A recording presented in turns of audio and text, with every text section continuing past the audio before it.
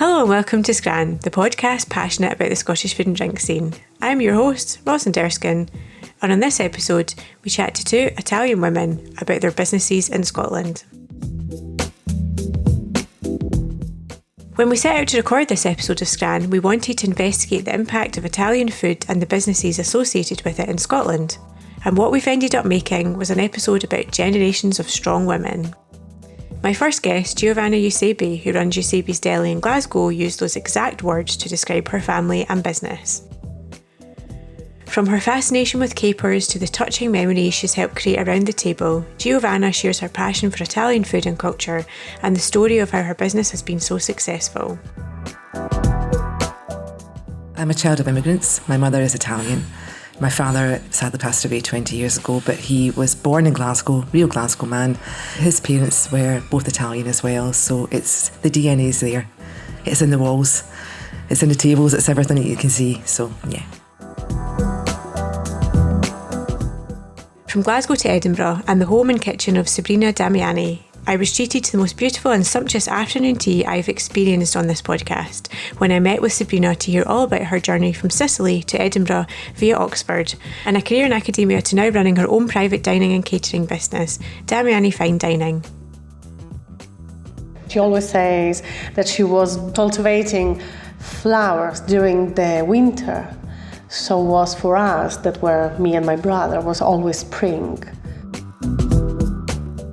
This episode is like a sonic hug, so grab a glass of your favourite Italian tipple and settle in for a listen full of tradition, family, love, and most importantly, food.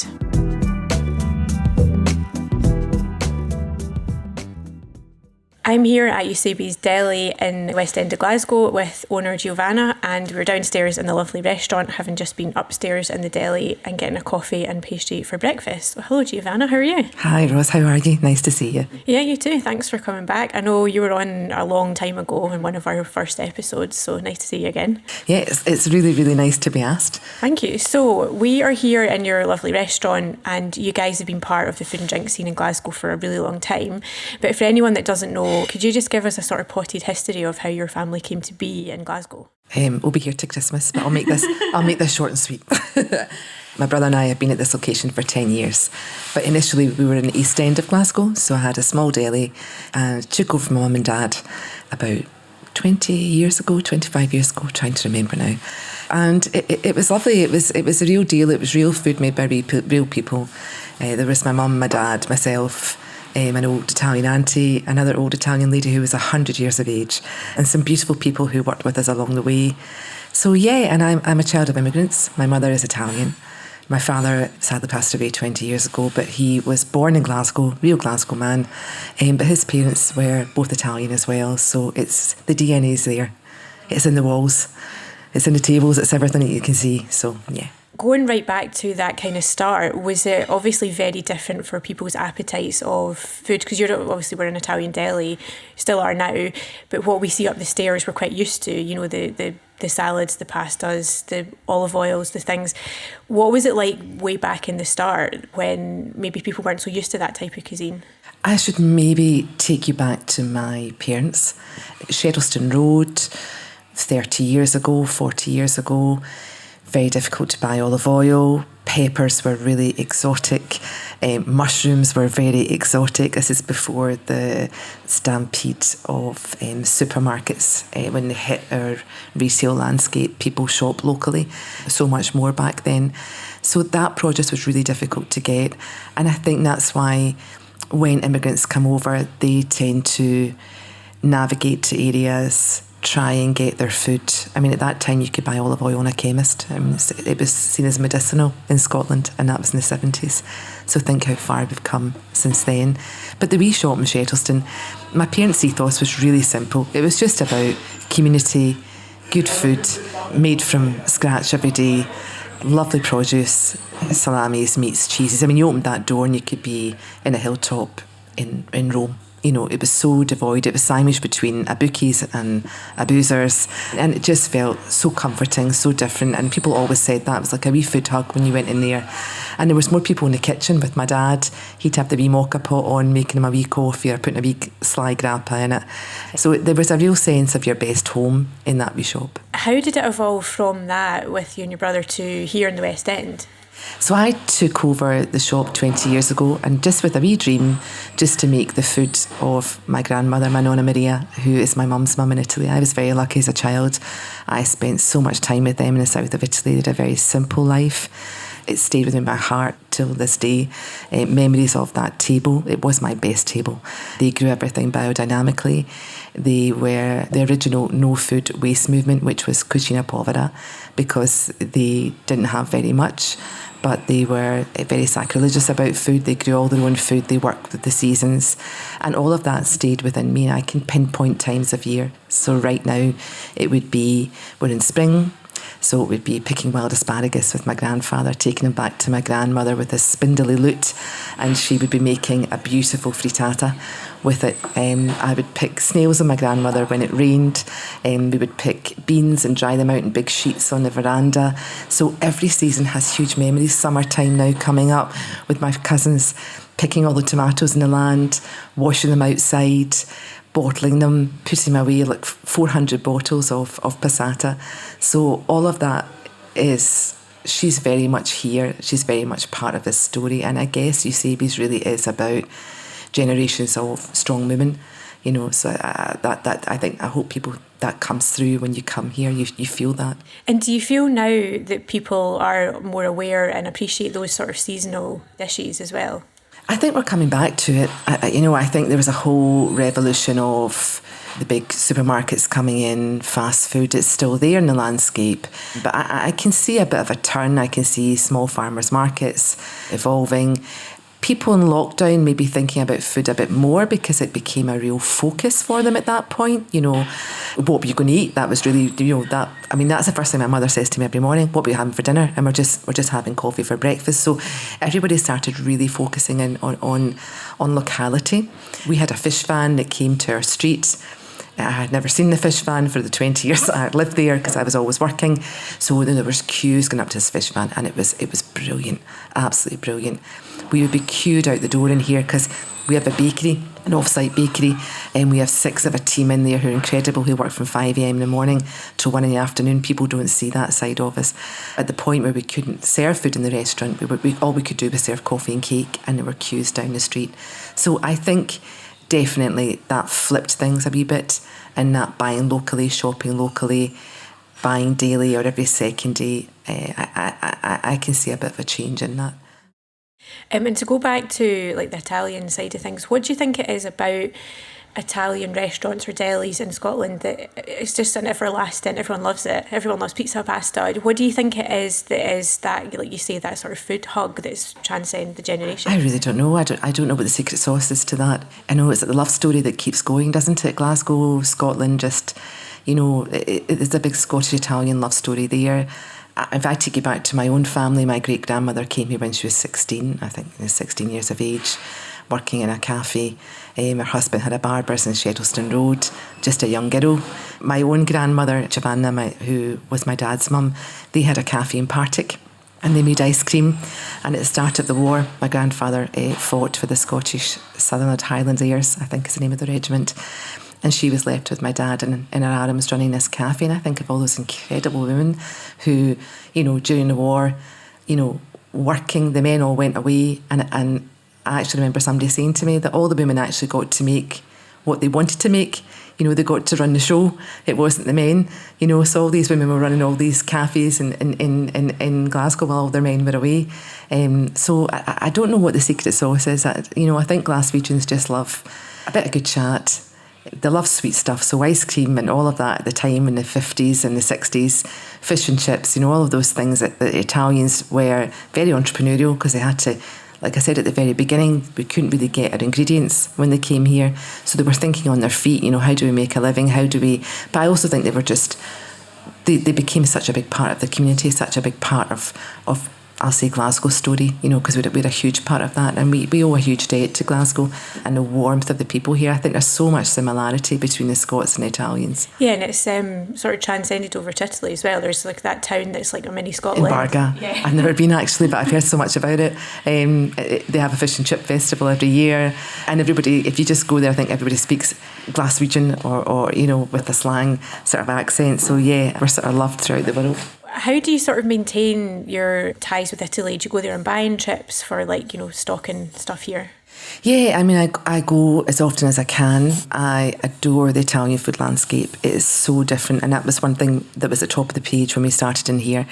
I wanted to show people the differentiation of Italian food from north to south. And the islands is so different. In the north, you've got areas like Piemonte, you've got a climate that's very much like Scotland. They eat a lot of game, big stinky cheeses like Gorgonzola, and then you go all the way to the bottom to Puglia, and you've got this African heat, and you can taste the sunshine, the tomatoes. So I wanted to kind of bring that through the menus and weave it through. I wanted to show people the diversity of Italian food, take them out their comfort zone of what they think Italian food is, but with a Scottish twist on it, obviously. Locality and all of that is so important. Do I go a lot? Yes, I do. I love it. I got some olive oil last year, and I love the fact of just going to somebody and seeing the producer and looking in the whites of the eyes, shaking their hand, and it's really exciting. I still get such a buzz out of that. Last year I went to the Aeolian Islands in Sicily. I went to an island called Lipari, and I went to see capers. I've got a fascination with capers. I went to visit a beautiful place where they pick capers. There's like 100 varieties of capers. Who knew? All of the things, they were actually making candied capers and putting them on ricotta ice cream, caper powder. It's just quite incredible.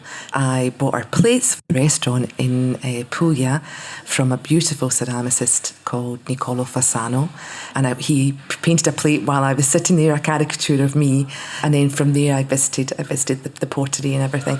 So I love that. I love just holding things in my hand. I'm not an internet girl. I don't like buying things off the web. If I can't see it first, if I can't talk to you, if I can't shake your hand, if I can't taste it, which is the most important thing, I'm not putting it on the plate in the restaurant. When it comes to your menus and seasonality, do you see sort of trends come and go, or are people up for just the same things? Do you know what? I'm not really into trends. That doesn't dictate who we are here. I have an incredible team here of chefs who've been in a journey with me. Every menu is based around a season. All our menus change seasonally, which is huge. We also have the start of the season, mid-season, and we have the end of the season because produce changes within that. We are inspired by food stories from my family. So, I told you about the wild asparagus. So last week, Maxine, who forages for us, actually got some wild asparagus in, and Seb did a beautiful dish with it. So everything is inspired by the stories, making ricotta cheese, but obviously locality, using Wascale milk to do that. So everything at that table is what inspires our menu, but obviously we have the incredible larder here in Scotland and incredible producers, a network that we have fantastic relationships with, and a brilliant team of chefs, in particular, who take those stories and then modernise them a bit sometimes, or they do something very classic. Trends, no, it's not for me. And just to go back, you obviously said you're from a family of immigrants. It's just, and no matter what's going on in the world, I feel like food and eating well sort of transcends borders and politics and things. So it's a really nice starting point for people coming somewhere new.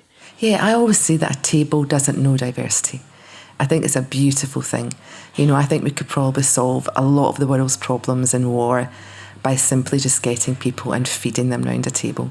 I'd love to have 5 of the world's leaders in here and just sit with them and feed them and talk to them and give them food, because it nourishes your soul. Yeah, if it comes from a good place, if you do it with good intention, if you do everything with a good heart, people can feel it. They feel the authenticity. That's really, really important. I think tables transcend. So many beautiful things happen at tables. We are so privileged in here. I have witnessed tender moments at tables where, for example, I have an elderly couple who came in, and he recently has dementia. So every moment at that table together they have here every week is so important. It's a huge memory, and I can see that slipping away. I have been privileged to feed people their last meals, and I can feel quite emotional about that as I'm talking about it. So it's a huge privilege to cook. It's not just about feeding someone in the moment. It's a food memory that can carry you well after you have left a place. Yeah, that's really lovely. We're obviously sitting in late spring, early summer. What are your plans for the next 12 months? Is there anything you can tell us? Or Yeah, we are constantly evolving in terms of, we have brought someone just now, a chef, who's been with us now for about 5-6 months, who's doing training and development with our whole team, which is great. So I think that just, if we look at the outside world, it can really mess with your head. It can really mess with your head, and I really just shut that out. Obviously it has an impact politically and what's going on, Brexit, all of these things have had huge impacts on costs and everything that we do. But now I'm focusing on what I can control. And what I can control is how you feel when you come here, that moment in time, what we give you, what we feed you, and how we look after our team, how we grow our team, how we nourish our team.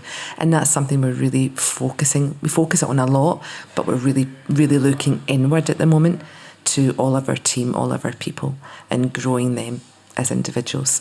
So one of them is bringing in people for exceptional training. I think that's so important. We're looking at some new bits of apparatus, so we're looking at beautiful, we've started trialling a grill upstairs, and we're going to go into that in the evenings and at lunchtime as well, going into the summer.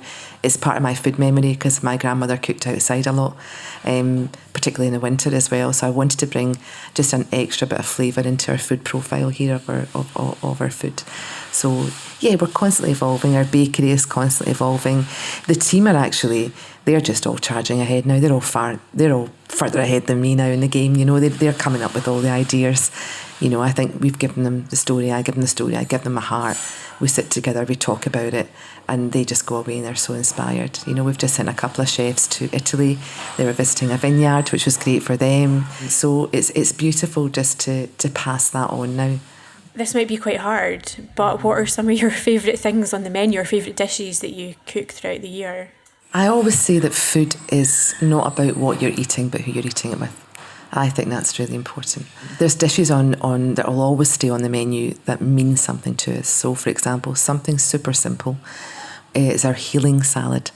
And the healing salad is based on my food memory of my mum, who twice in her life cancer came knocking at the door. I was in my early teens. I was about 9 the first time, and then I was at university, and I was in my early 20s the second time.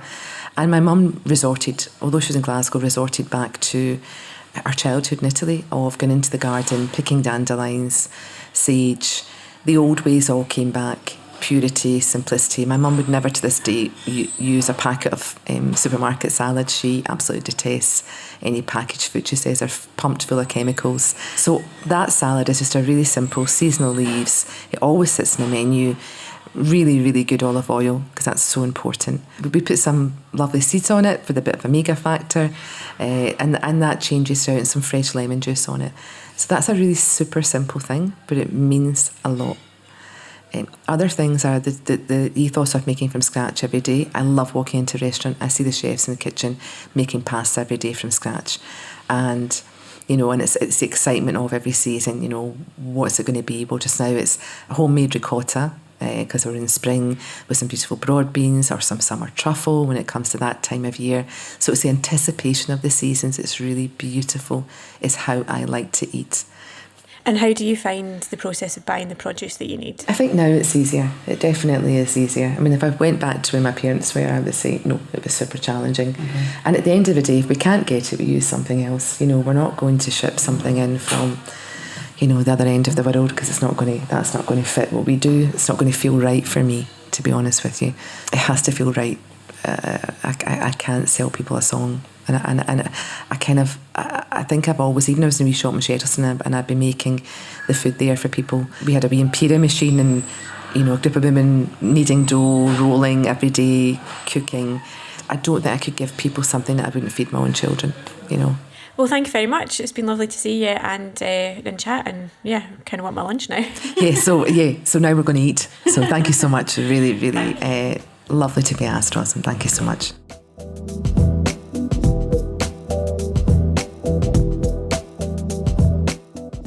I'm here at Sabrina Damiani's home in Edinburgh in your beautiful kitchen, and we have walked into a lovely spread of food. So could you just tell us what we have in front of us? Yes, we have an afternoon tea, and I prepare some sweet and savory things. So because I usually do with some Italian twist, so it's just a traditional afternoon tea with some Italian. So I have the Italian cannoli that actually are Sicilian, where I'm from. This is like a lemon sponge cake with a pistachio cream, and here there are some lovely sandwiches with salmon, cucumber and mint, and some Parma ham. Then we have, this is one of my favorite actually, this is a tomato, Harlem tomato do you call? With ricotta and pesto and basil. And then we have homemade meringue with chantilly cream and strawberries. And then I made some lemon curd ice cream on the lemon shell. It's a very nice Monday lunch. This is not what I usually have. So for anyone that doesn't know, could you just tell us a bit about your business? Yes, I usually organize events for any kind of celebration. So weddings, private dinner, or I work a lot with the Italian and Spanish consulate, and this is what I do actually. I organize a lot of pop-up. This is what I actually do. I am a private chef also for private dining. And during the lockdown, I organize a lot of, and this is how I started, a lot of afternoon tea and breakfast boxes that were quite successful. You said you're from Sicily, so how did you get into what you do? Has food always been a part of your sort of interest and work life, or is it completely separate until now? My previous life, you say? Yes, I moved from Sicily because I did a master and then a PhD in Oxford, and then I started to teach. I was teaching Italian literature and philosophy, and then we moved to Madrid where I was still teaching, and then when my husband had an offer from the University of Edinburgh, we decided to move here again. It was the 2013, and I have two young children that were 2 and 3, so I just decided to leave the university for a while because I didn't know anyone here. And then I started to do this, that was my passion, as a proper job. So this is how it started, and I just decided to leave the university forever and to do this as my main job. And have you always enjoyed cooking? Yes, yeah. I always enjoyed cooking. When I was at the university, from my first year, I was doing some cake for the main restaurant in Sicily. So I was preparing that. And also when I was in Oxford, I was doing a lot of cooking class in the Four Seasons Hotel with Raymond Blanc. So this has been always my passion. I also organized during my class some lessons about cooking and literature, how the relationship between the cooking and the food and literature. And also food as memory. Through the food, for example, is very nice. You can also understand the characters of some book. So it's always something that I did in my life. We've got here obviously like an afternoon tea, which is very British, but you've done Italian twist on it. Is that something you've always done? Have you tried to incorporate from where you are a little bit of Italian into what your location? I think that is nice because of course I started cooking Italian food, but then I travel a lot, so I start also to cook, of course, other kind of food, and also I usually cook with seasonal products. So everything I find, is something. I love now, after traveling a lot in my life, to mix, what is the different cooking and different food, all the place where I've been. So I love to have, for example, like today, a very British afternoon tea, but with some Italian things. So, for example, there will be always some sweet, savory, or sweet desserts, or like a very Italian tart with tomato and basil. So I really love to mix now, and I found very fascinating. For example, when I work with the Italian and Spanish consulate, of course, what they ask is just to do proper Spanish or proper Italian food, and this is what I do. If I have some event or nice celebration, private dining, I just prefer to mix them. What do you think it is about Italian food specifically that everyone in the UK loves and always has loved? I think what is really Italian, except, what is pasta and pizza, that, it just... But what is really Italian for me are, for example, the herbs. The herbs are specifically for me. Like when I always, for example, add basil everywhere, or mint, the cheese, the fresh cheese like mozzarella or burrata, they are typically Italian. And people really love to see and to have something that is different from traditionally we found in the past, for example. Italian food is not just pasta alla carbonara or margherita. It's something different, and in something with every region in Italy have a different, cooking. I'm from Sicily, so we use a lot of vegetables and fish, for example. But the north, the cooking from the north and from the south is completely different. So there is not an Italian cooking or an Italian food. Of course, there are something that are in common, but I think that now people is learning how, to choose a proper, nice Italian food. For me, how we mix, for example, the herbs, the spice, the fish, the combination of these is something very, very nice. And very popular. And very, very popular. Now it's very, very popular. Also because people love to learn how, we really eat, because all my clients, for example, when I did a cooking class few weeks ago, my clients said, they were 6 and were a lovely family, and they said, but please, we just want to have a cooking class about what we find when we go in Italy, when we go, in a normal restaurant, Italian restaurant everywhere. And so we did really something that you find just when you go in Sicily. And so we did panelle and arancine and all this type of like street food that you cannot find anywhere. And they were absolutely happy about that. And we start to do also cannoli, because unfortunately you find a lot of frozen ones. So to learn how to make, and they are done with Marsala wine, and it is very, very nice. So growing up, were you encouraged to cook from quite a young age? Was it quite a sort of family type? I always tell this story that is my real story, is my true story. My grandmother and my mother were a fantastic cook. My grandmother had a beautiful, beautiful house with a terrace. I always tell this story. And this terrace was full of jasmine and lemons, and my grandmother was used to have a lot of friends and family every single Sunday, and it was very nice because I was learning to cook just watching them, so there were a lot of people all around. They were doing fresh sauce pasta, and someone was doing the dessert, and it was very nice. So I was just learning, just watching them. And then there was also, when my grandmother unfortunately passed away, there were my mom with her friends, and they were doing the same. They were cooking every Sunday, every weekend. So I just had this passion from all my family. My mom was a fantastic cook. If I am able to cook, it just thanks to her. She was amazing, really. She was able to do anything. She has this, this ability to transform a single, plate in something amazing. And the art to set a table, the tablescaping, is also thanks to her.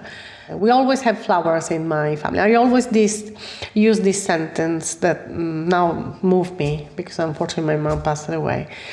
Because she always used flowers, in the tablescaping, even if it was just for us as a family.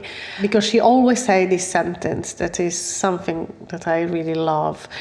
My mom had also a lovely garden.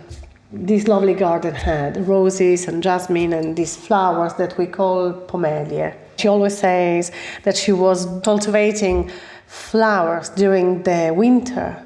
So was for us, that were me and my brother, was always spring.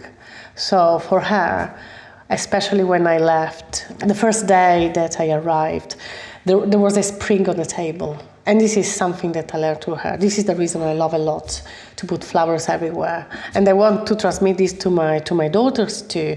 I think that food is, when you cook, and it's just a sort of gift. And the food is always memory. This is something that I learned from her. It's just always a care about someone. For example, when I was reading, one of my authors was Primo Levi, and he was a survivor of Auschwitz. And he said all the time that was made him survived was, the first one was luck, and the second was just remember how it was to spend the celebration and the festivity with his family, with this beautiful spread of food. For example, when they, when he was at the end, when they were, when they were free, and the first things was always this obsession with food. So there is always, I've been always a relation theme for me in everything I did. Is the fil rouge of my life. This is everything that brings me to cook now. It's interesting, isn't it? Because we eat every day and we don't think about it, but that relationship with food, and it transcends families and politics and boundaries and borders, and you don't think about it when you're eating, but it can bring people together and keep people going. Yeah, no, absolutely. For example, there is a famous, I think the name is Claudia Roden. That is one author. She's a fantastic cook writer. Always she said she's from Egypt, but she moved to London. She traveled a lot.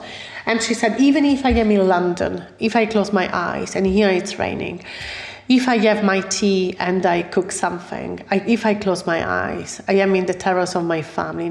Because food and memory are so connected. It is the way in which we eat with our family, the way what we cook is something that always belonged to our past and to our memory. For this reason, I think that also the presentation is also very important, because I think that is a form of art, is a beauty as everything else. For example, this is another memory I have about my mom, because when you travel, of course, and we don't leave you with your family for a long time, then you have this sort of melancholy, for everything is from your country, from your family. I'm happy to be here. I love to stay abroad, but of course I miss a lot my friends, my family, everything. And it was very nice because every time I come back, my mom, not just the spring, whatever, she was doing exactly my favorite thing, my favorite food. So there was always the same things that I really love since I was young. And she was doing the same with my daughters. And this man, you are back to your childhood, to your happiness. And I'm very happy this is the same for my daughters. And they are completely useless to cook. They are not really interested in it. They told me that they don't need. They are able to do a nice table, for sure they are able. They will survive, I think. Every time I prepare a table, I organize the candles and I finish. When I just lit up the candle, for me it's like, I don't know how to say in English, I need to translate it, but it's come andare a teatro. It's like the actors start to, and you can go and everything can start, It's my favorite moment. And then I disappear. But I can do this every single day because I really, really love. I love to see people enjoying what I do. I love to change all the time. So it's really what I really love it. Yeah, so can you tell us a little bit about the events you do and how people can get in touch if they want to? They contact me by WhatsApp with my phone number. The website is updating. I'm very active on Instagram, for example, and there is my phone number there or even in my website, so they contact me there. I did a lot of events in the last few years. There are two that are that for me are very important. The first one, but I did more than once. I had the honor, and it was a privilege for me because I was contacted to prepare This was before and also after the lockdown. They contacted me to prepare some afternoon tea boxes for the, at the time was the Duchess of Cornwall, that now is the Queen Camilla. So I organized 3 or 4 times some afternoon tea boxes for her. Apparently they really enjoyed it. Hopefully I didn't poison them. They are still alive. And this was a really big honor for me. Another event that was organized by the Hood magazine was the Chanel pop-up. And this was also very nice because it was I had to organize the all food, the all canopies and sweet nibbles and everything. They gave me the palette of the lipstick. There was the launch of this lipstick in the world, so there were 8 different red. So they asked me if I can prepare something with these different colors. So it was nice because I had to prepare canopies and macarons and dessert with these colors, and it was quite nice. These are the most challenging and the most important, of course.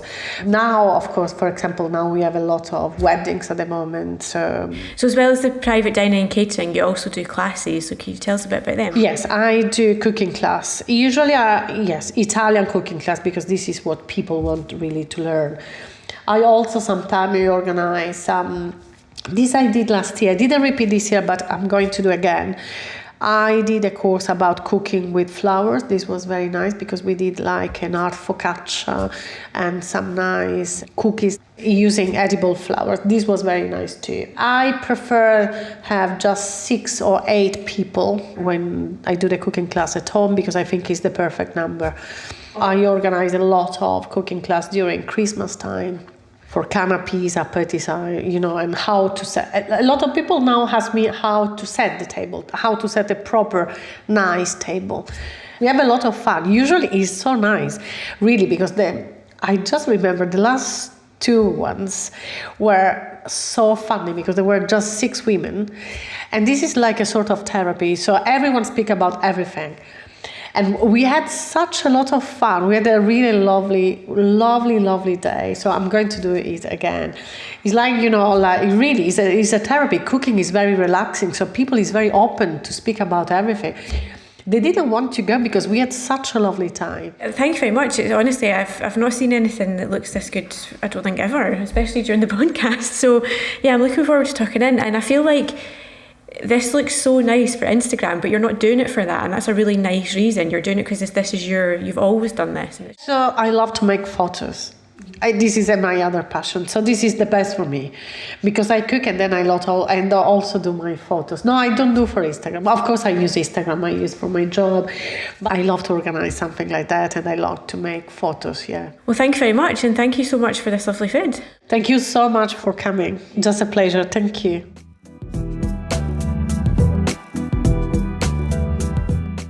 Thanks to Giovanna and Sabrina for being my guests on this episode, and thanks to you too for listening. Please remember to rate, review and subscribe so you never miss an episode of Scran. Scran is co-produced and hosted by me, Rosalind Erskine, and co-produced, edited and mixed by Kelly Crichton.